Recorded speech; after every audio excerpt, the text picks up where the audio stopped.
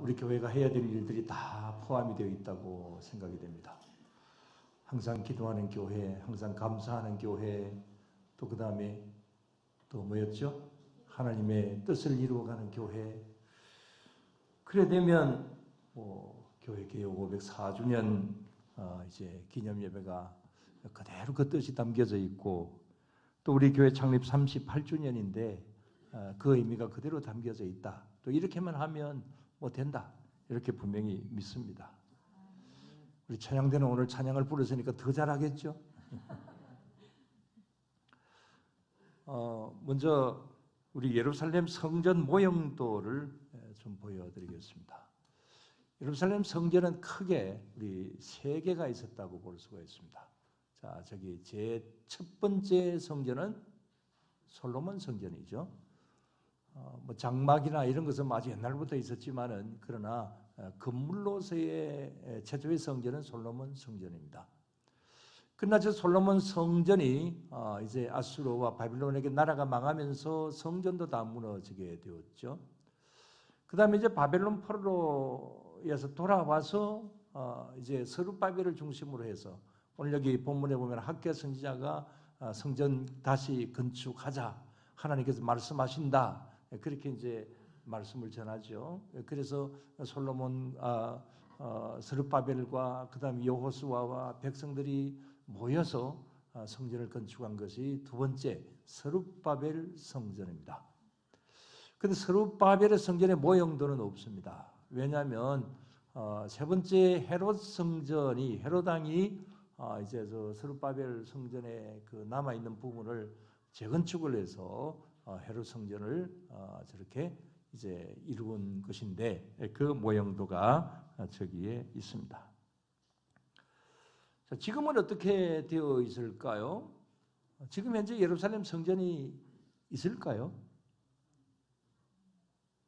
한번 봅시다. 예. 자, 지금 저것이 무엇일까요? 가끔 한 번씩 보여드립니다. 통곡의 벽입니다. 근데 통곡의 벽 저 왼쪽에 보면은 황금돔 성전이 있습니다. 그러나 저것은 우리 교회의 성전이 아니고 저것은 이슬람 사원입니다. 그래서 예루살렘 성전이 있던 자리에 이제 이슬람 사원이 저렇게 서 있죠.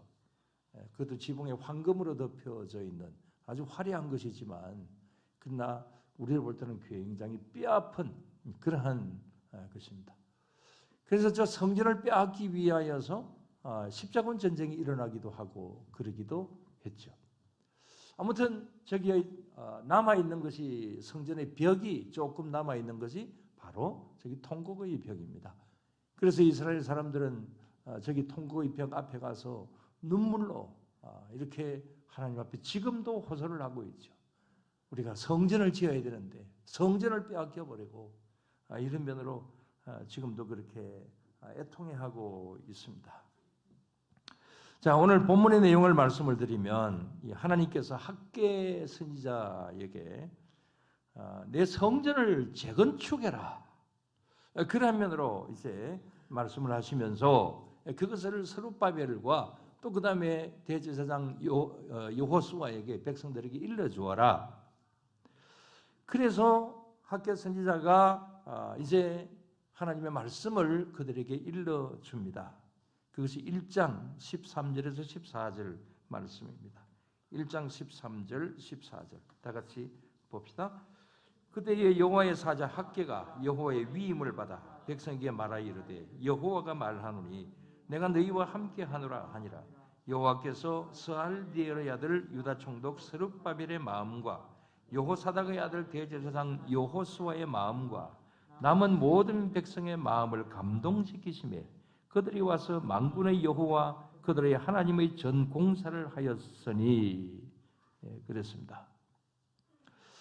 자, 이렇게 학개 선지자가 하나님의 말씀을 받아서 이렇게 전하여 주는 것이 6월 1일입니다.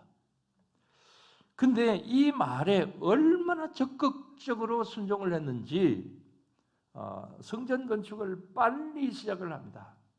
그래서 6월 1일에 이 말을 들었는데 다시 시작한 때는 6월 24일부터 시작을 합니다. 뭐 나름대로 뭐 설계할 기간도 있을 것이고, 그 다음에 뭐 건축비도 마련을 해야 되고, 뭐 이런 어떤 여러 가지가 있을 것인데, 그러나 이렇게 빨리 시작을 합니다. 이것은 즉시 바로 순종했다, 그런 것이죠. 아무튼 그렇게 해서 지은 성전이 스룹바벨 성전입니다. 근데 이건 솔로몬 성전에 비하여서 아주 초라합니다. 크지 않습니다. 그렇지만 그때 그 형편으로 볼 때는 이것도 최선이었고, 또 하나님의 말씀에 적극적으로 순종한 것이었기 때문에 하나님께서 굉장히 기뻐하시는 그러한 성전이었습니다. 자, 이것이 오늘 본문의 배경이고, 오늘 또 우리 교회 창립주일이니까 우리 교회에 우리 그동안 지나왔던 과거를 한번 돌이켜보면서 말씀을 드립니다. 뭐 이때가 되면 거의 비슷한 말씀들을 드리기 때문에 여러분들 생각에는 또 그 말하나 이렇게 생각을 하실 수 있습니다만은, 그러나 이제 다시 한번 우리가 과거를 한번 잘 아는 내용들이지만은 다시 한번 돌아보면서 우리 마음 가운데 교훈을 얻고 또 새롭게 출발하는 그런 계기가 되었으면 합니다. 우리의 건물로 본다고 한다면 5번의 과정을 거쳐서 오늘 현재 여기까지 왔습니다. 그렇다고 또 학교시대처럼 다시 교회를 재건축하자, 이런 것은 절대로 아닙니다. 최소한 저의 은퇴까지는 다시 뭐 재건축하거나 그런 일은 없겠죠.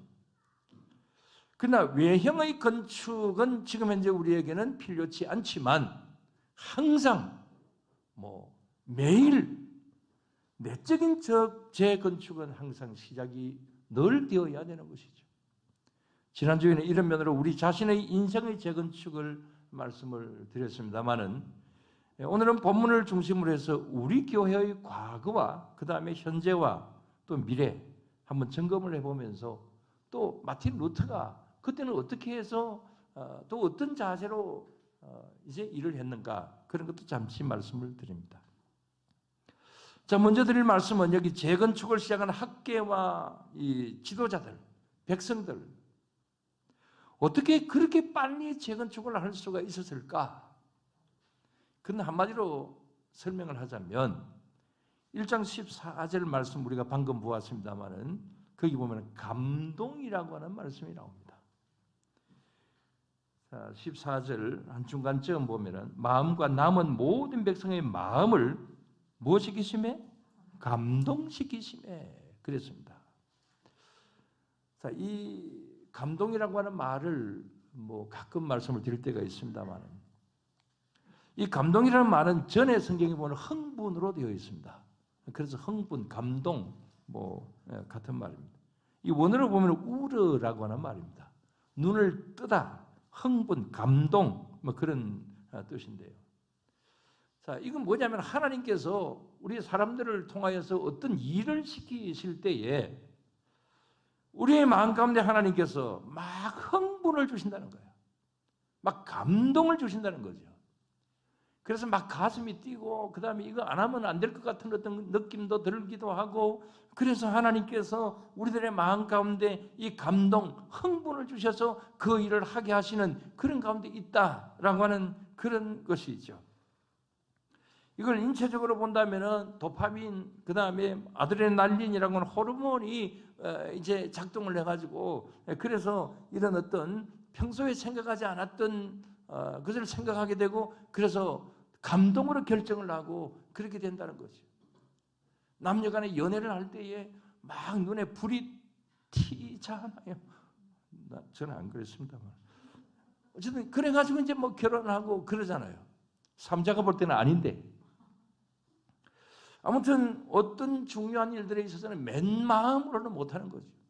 이건 하나님 일도 이런 더더군다나 더 그렇습니다. 교회 일이라고 하는 것이 나한테 어떤 경제적인 이익을 주는 것도 아니고, 내 개인의 어떤 명예가 되는 것도 아니고, 이런 어떤 교회 일을 한다라고 하는 것 자체가 쉽지 않지만, 그러나 하나님께서 우리의 마음 가운데 감동을 주시고, 그 다음에 어떤 흥분을 주시고, 그런 가운데서 내가 그래 하나님의 일을 해야지 하면서 일을 하게 된다는 거죠.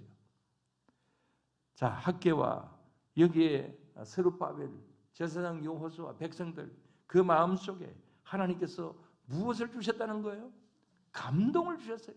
그래서 성전 건축을 해야 되겠구나, 재건축을 해야 되겠구나, 가슴을 뛰게 만들어 주셨다는 거죠. 자, 모든 일들은, 하나님의 일들은 이런 곳에서 출발한다. 그런 면에서 생각을 할 수가 있습니다. 자, 우리 교회 역사를 한번 살펴봅니다. 얼마나 이 감동 흥분으로서 시작을 했을까? 먼저 교회 창립주일 때는 늘 보여드리지만, 또 옆에다가 전시를 하지만 오늘 뭐 그냥 사진으로 보여드립니다. 늘 보는 거죠. 자, 저게 우리 첫 번째 교회입니다. 1983년 10월 31일에 박윤범 목사님이 장천에서 개척을 하실 때의 사진입니다. 자, 이때 박 목사님의 마음이 어떠하셨을까? 제가 물어보지는 않았습니다. 뭐 또 이미 하늘나라 가셨기 때문에 지금 물어볼 수도 없는 거고, 아마 제가 생각할 때는 저 교회를 저기다가 개척을 하게 된 동기는 제가 잘 알고 있기 때문에 아마 그 박 목사님의 마음에 감동이 있었을 거예요. 그래서 그 마음의 감동이 이끄는 대로 장천에다가 교회를 세우신 거죠. 그래서 우리 박 목사님의 마음에 하나님께서 감동을 주셨다. 그래서 저기 교회를 세우시게 되었다. 우리 첫 번째 교인이 박 목사님의 아들인 박영도 장로님, 그 다음에 김 권사님인데 그때 감동이 좀 있었나요? 제가 볼 때는 뭐 감동이 아니라 우리 아버지 왜 또 저런 일을 하실까? 그러지 않으셨는지 모르겠어요. 박 장로님. 자, 그 다음에 2년 후에 1985년 바로 저기의 첫 사진에서 보는 대로 전봇대 뒤에 저기 창고가 하나 보입니다.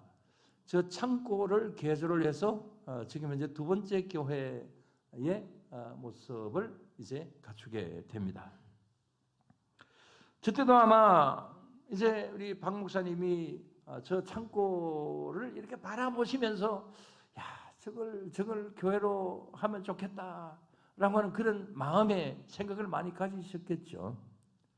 그래서 마음 가운데 저거다라고 하는 마음의 감동이 아마 있었을 것이고, 그래서 저기에다가 저렇게 이제 약간 리모델링을 해서 저렇게 교회를 두 번째 건물로 이렇게 예배를 드리게 됩니다. 그 다음에 3년 후에 1988년에 이 감동이 엉뚱하게 명동교회에서 목회를 하고 있는 저에게로 감동이 옮겨왔습니다. 저는 그 당시에 명동교회 건축을 힘들게 다 마치고 건축을 다 마쳤기 때문에 이제 뭔가 좀 이제 새롭게 한번 해볼 수 있다라고 하는 그런 마음으로 출발하려고 하는 그런 때였습니다. 근데 갑자기 개척교회를 하고 싶은 마음에 감동이 왔습니다. 사실 저는 개척교회 스타일이 아니잖아요. 그래서 동료 목사님들이 당신은 개척교회 할 사람이 아닌데, 그래서 제가 그때 그랬습니다. 뭐 개척교회 왜 나는 못하는데, 그러기도 했습니다만은 왜 그때 그런 마음이 들었는지 지금 생각해 보면 이해가 안 돼요. 또 당시 저희 아내는 전혀 감동이 안 왔어요. 그래서 반대했죠. 하여튼 반대를 많이 해요. 하여튼 저 혼자 막 이렇게 감동을 받을 때가 많으니까. 그래서 개척 아닌 개척을 위해서 그때 당시에 장천 교회로 왔습니다. 그 이후 이동에 교회를 세우기로 하고 이제 가정집에다가 이제 교회를 옮겼습니다. 자, 저게 가정집에서 예배를 드리던 때에 그때 교인들입니다. 유치부로부터 시작을 해가지고 이제 그때의 전 교인들입니다. 저걸 제가 자세하게 한번 쳐다보면서 일일이 한 분씩 다 이렇게 보면서 저분은 그때 그랬지라고 하는 그런 회상에 어제부터 계속 한번 잠겨져 보았습니다. 지금 저 안에는 이제 이미 돌아가신 분들도 계시고, 그 다음에 또 뭐 이산을 가신 분도 계시고, 저 유치부 어린아이들은 지금 이제 자라서 20대, 30대가 되어 있고, 또 저 중에서 있는 분이 또 이 자리에 계신 분도 있고, 하여튼 간에 뭐 제가 저 사진을 보면서 일일이 다 한번 다시 한번 회상해져서 보았습니다. 자, 아무튼 저렇게 저 가정집에서 이제 예배를 드렸습니다. 그다음에 그 가정집 안에서 예배를 드릴 때의 모습이 그때도 찬양대가 있었습니다. 그래서 저기 꽉 찼잖아요, 교회가. 몇 표가 안 되니까. 오늘도 저렇게 우리 이 자리도 꽉 찼으면 좀 좋겠습니다. 이 마이크가 막 이상하네요. 자, 그런데 그 이후에 이 마음이 막 그냥 감동이 되고 막 뛰고 그렇게 해서 이렇게 시작을 한 그 이후에 무슨 일이 있었느냐. 좀 동떨어진 이야기지만 제가 제일 못하는 것 중에 하나가 행운권 추첨에 당첨되는 겁니다. 정말 이건 참 잘 안 돼요. 어떻게 내 앞에서 그렇게 피해가는지. 몇 달 전에 제가 어느 모임에서 행운권 추첨을 했는데요. 제가 제법 좋은 것에 당첨이 되었어요. 그게 뭐냐면은 우리 찬양대 앞에 썼던 이 무슨 마이크인데 뭐 제품이 괜찮은 거라고 해요. 그래서 그게 제가 당첨이 되었습니다. 그래서 가져와서 우리 김경태 장로님을 드리려고 이랬는데,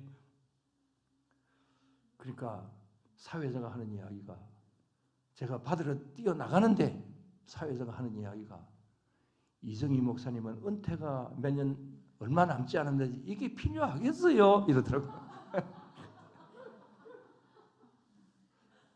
그러니까 필요하지 않은 게 다른 사람 주라 이 말이죠. 어쩝니까? 양보했어요. 어쨌든 저는 행운권 추첨하고는 이리저리 관계가 없어요. 이런 말씀 드리는 이유는 하나님이 감동을 주시는 대로 영광교회 부임을 하고 난 다음에 추첨이 아주 잘 됐어요. 그때 정말 추첨이 저는 잘 됐어요. 예를 들면 1992년 이동에 유치원 부지가 나와서 돈도 하나도 없으면서 믿져봐야 본전이다라고 하는 생각을 해서 뭐 전에 그런 말씀도 드린 적이 많죠. 그래서 세 사람의 이름으로서 3구자를 넣고 이제 한 사람이라도 누구 이름으로 하든지 간에 당첨이 되면 된다. 그런 마음으로서 이제 그게 추첨을 했습니다. 뭐 다른 여러 사람들도 신청을 하기도 하고 했는데 그 제비를 뽑았죠. 근데 다행인지 불행인지 모르지만 제 이름으로 뽑은 것이 당첨이 됐어요. 제 기억으로는 그것도 제가 뽑지 않고 그때 김 권사님이 그때 뽑았다고 생각이 됩니다. 그래서 그 땅 소유주가 계속해서 제 이름으로 된 것이 그때 추첨으로 제 이름으로 당첨이 되었기 때문에 그래서 그렇게 된 거죠. 어쨌든 누구 이름으로 되었든지 간에 정말 기뻤습니다. 추첨되기 위해서 몇 안 되는 교인이지만은 그때 교회에서 뭐 기도하라 그러고 그래서 당첨이 되니까 이건 뭐 그냥 로또 복권 당첨된 것처럼 그렇게 굉장히 기뻤습니다. 그러나 그건 로또가 아니었습니다. 이건 엄청난 부담감으로 다가왔습니다. 돈도 하나도 없이 당첨이 되었으니까 뭐 부지대금 갚을 길이 없죠. 그때부터 저는 계속 신용 불량자가 되었습니다. 한때는 너무 어려워서 사임하고 가버리고 싶은 마음이 굉장히 많이 들었습니다.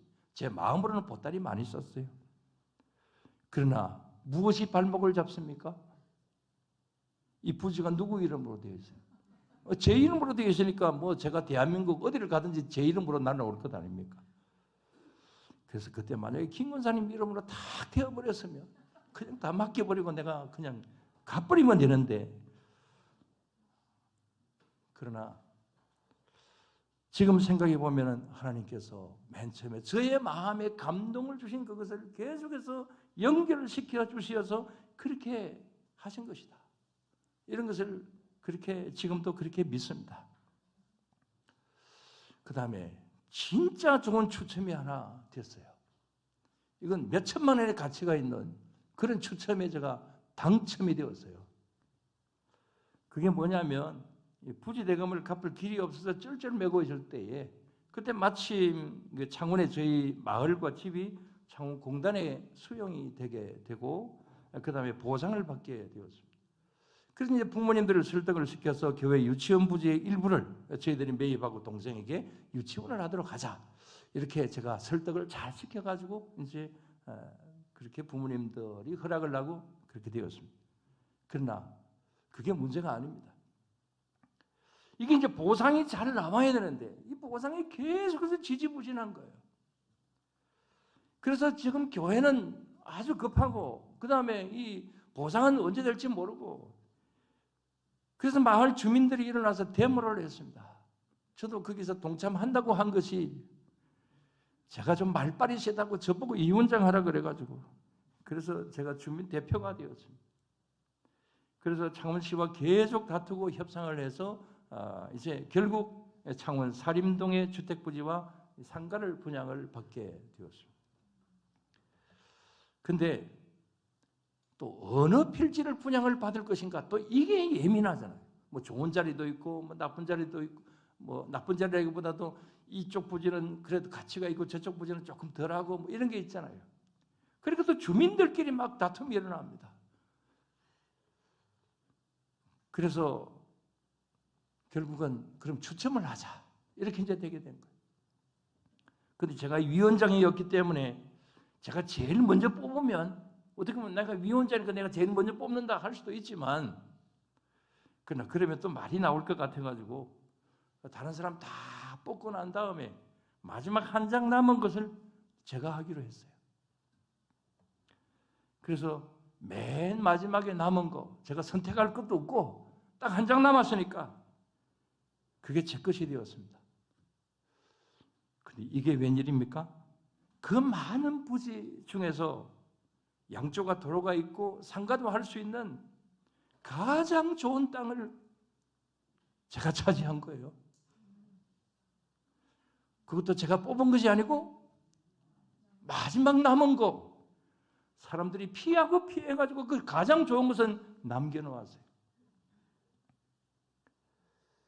그래서 지금도 생각해 보면 정말 하나님께서 이것은 하나님께서 하신 일이다. 그렇게 생각이 돼요. 그래서 그것을 상가 분양받은 거하고 파니까 한 30년 전 당시 가격으로 한 1억 5천 정도쯤 되었습니다. 그래서 그 돈으로 교회 땅 한 150평을 사고 유치원을 하게 되었습니다.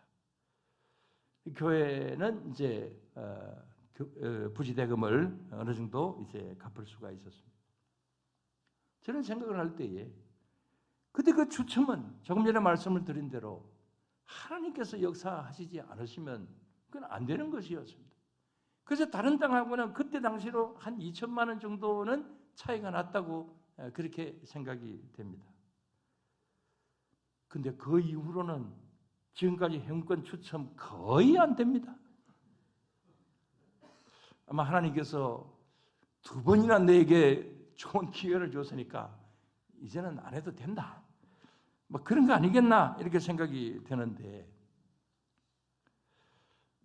그래서 하나님께서 감동을 시켜주신 일들은 그렇게 해서 시작된 일은 하나님의 방법으로 처리를 해주시고 이렇게 이어가시더라.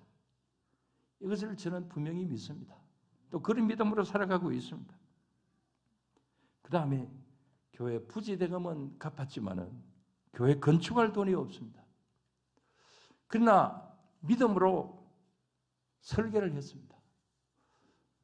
그건 뭐 저 믿음뿐만이 아니라 그때 당시에 교인들이 정말 간이 부었어요. 아무 돈도 없는데 62평 정도의 조립식으로 짓는다. 그렇게 해서 설계부터 먼저 했습니다. 근데 그때 또 하나님께서 역사하여 주셨습니다. 잘 아시지만 경남노에다가 조립식 건축비 지원을 이제 청원을 했는데 저 생각으로는 뭐 안 해주는 것 반, 해준다면 한 100만 원. 그때 당시 100만 원도 뭐 지금 현재 돈의 가치하고는 다르지만 그래서 그렇게 생각을 하고 이제 지원을 청원을 했는데 노에서 그것을 결의를 하면서 1,500만 원을 지원을 해주기로 결의를 했어요. 그래서 이 조립식 건축비가 그때 한 1,500만 원, 뭐 지상 건물만 세우는데 1,500만 원 든다 그러니까 1,500만 원 다 해주자.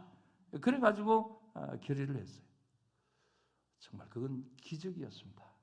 왜냐하면 지금 경남노회 역사상 그런 일이 없었고 지금도 뭐 어려운 교회 있으면 조금씩은 도와주지만 그러나 이렇게 전적으로 건축하는 데 도와주는 경우는 지금까지 한 번도 없었습니다.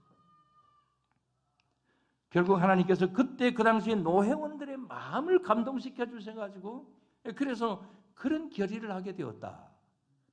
이렇게 저는 분명히 믿습니다. 그 사람이 할 수 있는 일이 아니고 하나님께서 역사하셔서 그렇게 된 일이다. 그래서 그때 그 감동은 그때 뭐 노예 조언자 있었기 우리 교회는 장로님들 안 계셨기 때문에 아무도 없었지만 그때 그 당시는 결의되었던 그거 아직도 가슴에 남아 있습니다. 언젠가 우리 교회가 노예의 이 빚을 갚아야 될 때가 와야 된다고 생각을 합니다. 그 다음에 사진을 봅시다. 자, 그렇게 해서 이제 노예에서 결의가 되고 노예 임원들과 전도부가 와서 기공 예배를 드립니다. 자, 전에 보여드렸던 거죠. 종종 자주 봅니다. 기공 예배를 드리고 있습니다. 근데 저기 보시면 이동 택지 지금 이동 택지 사시는 분도 계십니다만은 그때는 집에 한 채도 들어서 있지 않았습니다. 우리 교회가 제일 먼저 되었죠. 제 생각이 그렇습니다. 그 허허벌판입니다. 그래서 교회가 가장 먼저 섰습니다. 자, 저기 기공 예배를 드릴 때에 이런 아이도 있었습니다. 전에 한번 보여드렸습니다. 전에 한번 보셨죠? 저 나무 밑에 여인은 아름다운 여인인데 이순남 집사님이 있습니다. 저 아이는 누굴까요? 이순남 집사님의 아들 선수홍입니다. 이순남 집사님이 절대로 이야기하지 말라고 그랬는데 저 사진을 제가 보여드리는 이유는 이 아이가 지금은 30대 중반의 청년이 되어서 12월 4일 날 창원에서 결혼식을 합니다. 절대로 이야기하지 말라 그랬는데 간접적으로 들려와서 제가 이렇게 이야기합니다. 축하해 주시기 바랍니다. 자, 이렇게 어떤 분들은 잘 아시는 내용이기도 하지만 이게 과거에 하나님께서 우리 교회 속에 주셨던 감동입니다. 또 그 감동 속에서 박 목사님을 통하여서 이렇게 교회 역사가 이렇게 이제 시작이 되고 지금까지 오게 되었습니다. 이런 감동이 없었다고 한다면은 우리 교회가 시작도 안 했을 것이고 또 지금 현재의 모습도 없을 것입니다. 또 그 일에 우리가 학개와 스룹바벨과 여호수아 또 백성들처럼 순종하고 일에 적극적으로 힘썼던 성도님들이 계셨기 때문에 그래서 어쨌든 여기까지 현재의 자리에 있게 되었다. 이 사실을 여러분들 믿으시기를 바랍니다. 그런데 오늘 이 시점에서 가장 중요한 것이 있다고 한다면 우리 교회가 어떻게 존재해야 되느냐라고 하는 것입니다. 이 과거의 역사는 이제 그렇다 치더라도 오늘 현재는 어떻게 해야 되고 또 그 다음에 앞으로는 어떻게 해야 될 것인가 이것이 항상 우리들에게 주어진 과제인 것이죠. 마틴 루터는 어떻게 했을까요? 뭐 루터에 대한 이야기는 여러분들 잘 아십니다. 그러나 여러분들 잘 모르는 이야기를 하나 드린다고 한다면 이 루터 시대에도 이 코로나보다도 더 무서운 흑사병이라고 하는 그런 질병이 이 루터 시대에 두 번이나 있었습니다. 처음은 1505년에 루터가 법대를 다닐 때에 흑사병이 이제 유행을 해서 동생 2명이 죽습니다. 이 일로 루터는 마음에 깨달은 바가 있어서 정말 인생이 허무하다. 이제 그런 어떤 생각을 가지고 이제 다니던 법대를 그만두고 신학교를 가서 수도사가 되게 됩니다. 그 다음에 루터가 개혁을 한 지 10년 뒤에 1527년에 유럽 전역에 흑사병이 또 창궐을 하게 됩니다. 뭐 이 흑사병이 그 유럽 전 지역을 휩쓸었다라고 하는 것은 그건 역사에도 많이 나와 있죠. 근데 그때에 이 루터가 개혁을 하고 이제 개신교가 처음 이제 태동이 되게 되었는데, 이 개신교 쪽에서는 이 병의 원인이 어디서 왔느냐? 그는 가톨릭, 천주교죠. 천주교의 그 타락 때문에 왔다. 하나님 진노에서 이런 질병이 왔다. 공격을 했습니다. 그러니까 또 이제 천주교 쪽에서는 너희들 때문에 그렇게 됐다. 막 교회를 분열시키고 혼란을 만들고, 그래서 너희들 때문에 이런 어떤 흑사병이 오게 되었다. 서로가 막 비난을 하게 됩니다. 사실 이렇게 막 논쟁하는 거 이렇게 해서는 안 되잖아요. 그러면 흑사병이 아마 오실 거예요. 그럼 이때 루터는 어떻게 했습니까? 루터가 어떻게 했느냐? 자, 저게 루터의 집입니다. 루터의 집이 굉장히 크죠? 어쨌든 루터는 저 집에서 살았습니다. 근데 이렇게 막 흑사병이 창궐을 하고, 그 다음에 또 막 서로 너탓 내탓 이렇게 하는 그런 가운데서 루터는 아무 말도 하지 않고 자기 집을 병원으로 내줍니다. 그래서 흑사병 환자들이 저기 이 루터의 집에서 이제 기거를 하게 되고, 또 루터는 직접적으로 의사는 아니지만 저기에서 간호도 하고, 그 다음에 또 환자들을 돌보기도 하고, 그렇게 하게 됩니다. 루터의 딸 둘이 감염이 되어서 딸 둘이 사망을 하게 됩니다. 아내와 아들도 감염이 되었습니다. 그러나 다행히 이제 죽지는 않고 살았습니다.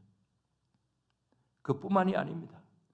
자, 이렇게 자기의 그 집을 저렇게 대여가 아니고 자기 집을 이렇게 그 환자들이 와서 쉬게 하고 또 돌보고, 그러다 보니까 그 다음에 자식들도 둘 죽었죠.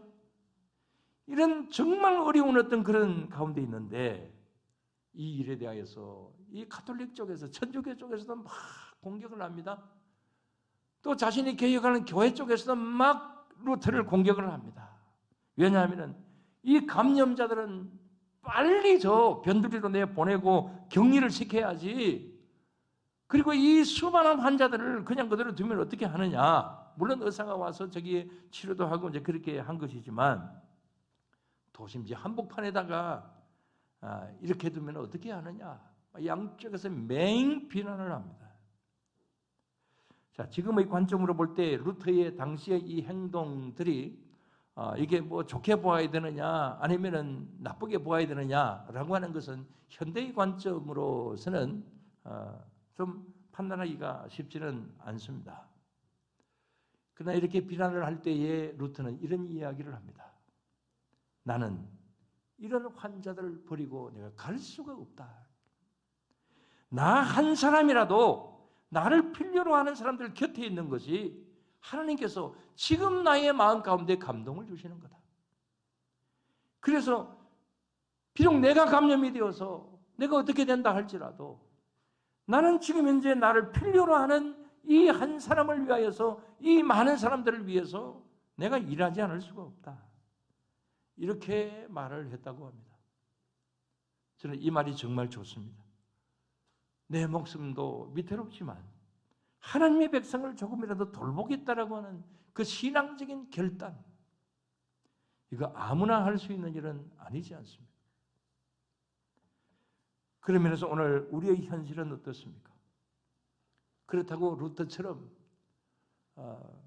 지금 코로나 시대에 루터처럼 우리가 대처를 해야 되겠다, 뭐 그런 것은 아닙니다.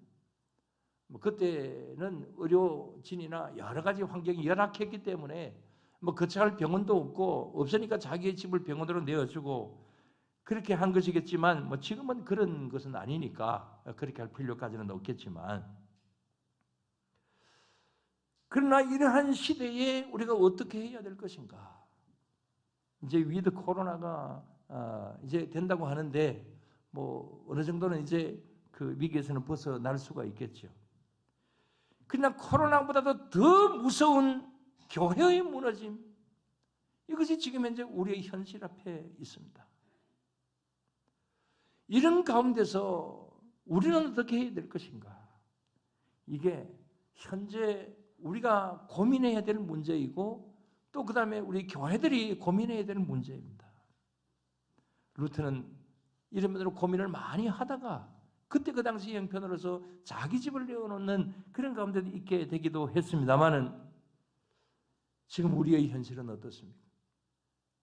지금 1만 교회가 한국 교회 전체로 볼 때 1만 교회가 예배를 드리고 있지 못하다고 합니다.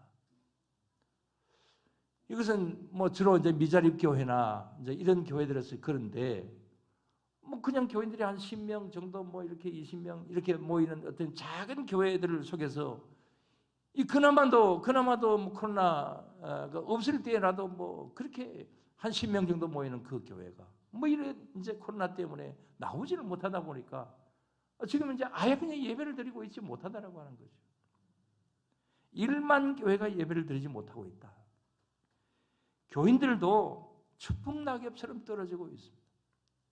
우리 교단만 해도 작년 한 해 11만 4천 명이 줄어들었다고 합니다. 자, 이런 그야말로 영적인 코로나에 감염이 되었다 해도 과언이 아니겠습니다. 이런 가운데서 우리가 어떻게 해야 될 것인가? 또 이런 가운데서 대한민국의 교회 중에 하나인 우리의 교회로서는 어떻게 해야 될 것인가? 총단합을 해서 정말 교회마다 다 힘을 합쳐서 앞으로 나가야 되는 것이죠. 그러나 지금 현재 교회들은 어떻습니까? 전에보다도 더 분열이 일어나고 있습니다. 너 탓, 내 탓만 하고 있습니다. 아래 어떤 교회 집사님이 저에게 어느 교회는 난리라면서요. 목사님이 설교를 못해서 그렇다면서요. 진짜입니까? 이렇게 저한테 질문을 해요. 뭐 다른 사람도 있고 해서 또 다른 교회 이야기인데 제가 뭐 답을 하기도 좀 그렇고 말이 한번 잘못 나가다 보면 또 그렇고 뭐 대답을 잘하지 못했습니다. 제가 볼 때는 참 문제입니다. 뭐 설교를 못해서 그렇다라고 하는 것은 사실은 아니라고 봅니다. 왜냐하면은 뭐 사실 그 목사님 우리 노회 안에서 가장 공부를 많이 한 분입니다. 설교 뭐 많이 들어보지는 않았지만은 가장 수준 높은 설교를 합니다. 교인들하고 수준이 안 맞으니까 이제 좀 문제기는 하지만 저는 수준이 맞습니까? 소통이 안 되면 좀 문제이기는 하겠죠. 지금도 제가 조금 설교를 오래 하고 있어가지고 지금 이제 문제를 제기할지 모르겠습니다. 아무튼 어떤 문제이든지 간에 문제를 문제로 만들지 말고 문제가 있다면 풀어가야 되는 것이죠. 사단이 주는 감동을 받아서 문제를 만들지 말고 하나님이 주시는 감동을 받아서 그래서 문제가 있다고 한다면 그것을 풀어가야 되는 것이죠. 하나님이 주시는 감동을 받아서 생산적으로 나가야 되는 것이죠. 아무도 아멘 안 하시는 것 같아요. 문제는 풀어가야 되는 거죠. 문제 없는 데가 어디에 있겠습니까? 그래서 하나님의 감동이 오늘날도 필요합니다. 이런저런 면으로 이런 때는 이런 감동, 저런 때는 저런 감동, 그런 감동을 우리가 받아서 지금 현재나 앞으로의 미래 속에서 우리는 풀어가는 그러한 또 세워가는 그런 교회가 되고 저와 여러분들이 되어야 될 줄로 믿습니다. 그래서 외형적인 교회의 재건축이 아니라 내면이 건강한 교회로 다시금 재건축되어가는 그런 우리 교회가 되고 저와 여러분들이 되어야 될 줄로 믿습니다. 기도드리겠습니다. 하나님 감사합니다. 주님, 저희들의 그 모든 일들 속에서 우리 하나님께서 관여해 주시고 지켜주시고 인도하여 주시는 줄로 믿습니다. 우리는 잘 몰라도 우리 하나님께서 계속적으로 우리들에게 말씀하여 주시고 또 큰 감동이든 작은 감동이든 하나님께서 우리에게 감동을 주시는 줄로 믿습니다. 이 하나님 주시는 감동을 저희들이 느낄 수 있게 하여 주시고 알게 하여 주시옵시고 그래서 감동을 받아 하나님께서 우리들에게 일러주시는 일들을 할 수 있는 저희들이 되게 하여 주시옵소서.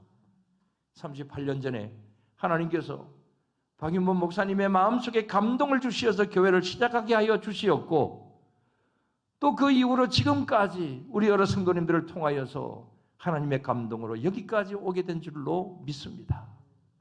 그러나 순간순간 우리는 그것을 잊어버릴 때도 있습니다. 식어져 버릴 때가 있습니다.